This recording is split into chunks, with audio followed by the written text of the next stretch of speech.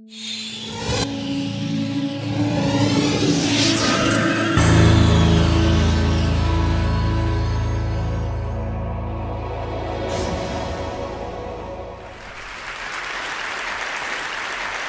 call it the golden circle.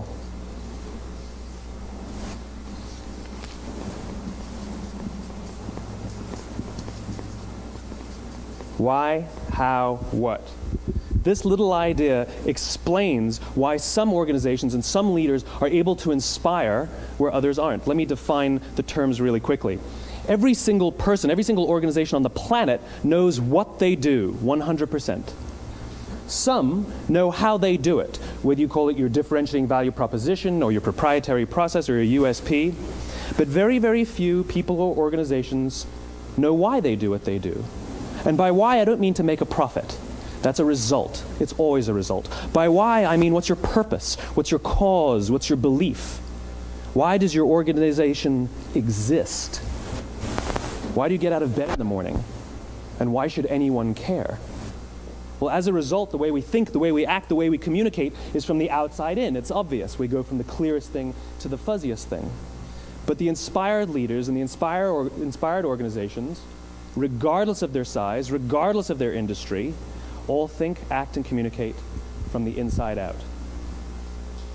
Let me give you an example. I use Apple because they're easy to understand and everybody gets it. If Apple were like everyone else, a marketing message from them might sound like this. We make great computers. They're beautifully designed, simple to use, and user-friendly. Want to buy one? Meh. And that's how most of us communicate. That's how most marketing is done, that's how most sales is done, and that's how most of us communicate interpersonally. We say what we do, we say how we're different or how we're better, and we expect some sort of behavior, a purchase, a vote, something like that. Here's our new law firm. We have the best lawyers with the biggest clients. We have, we always perform for our clients, do business with us. Here's our new car. It gets great gas mileage. It has, leather seats. Buy our car. But it's uninspiring.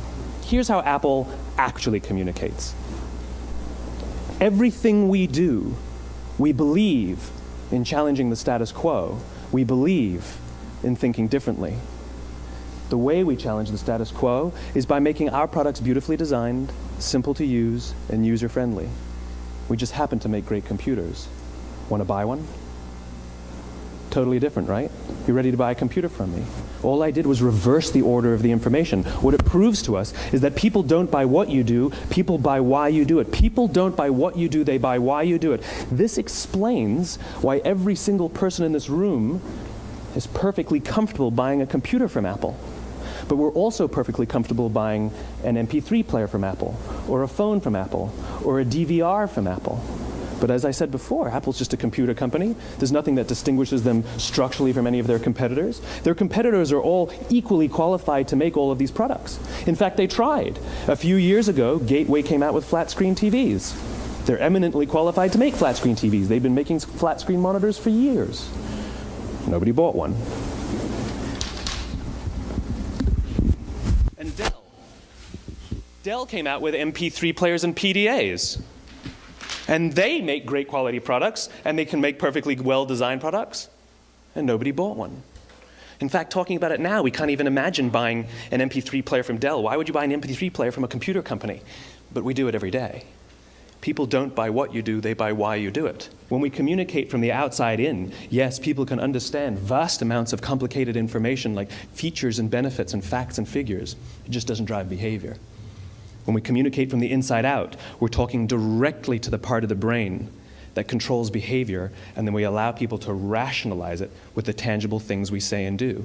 This is where gut decisions come from. Sometimes you can give somebody all the facts and your figures, and they say, I know what all the facts and details say, but it just doesn't feel right. Why would we use that verb? It doesn't feel right. Because the part of the brain that controls decision-making doesn't control language. And the best we can muster up is, I don't know, it just doesn't feel right. Or sometimes you say you're leading with your heart or you're leading with your soul. Well, I hate to break it to you, those aren't other body parts controlling your behavior. It's all happening here in your limbic brain, the part of the brain that controls decision-making and not language. But if you don't know why you do what you do, and people respond to why you do what you do, then how will anybody How will you ever get people to vote for you or buy something from you, or more importantly, be loyal?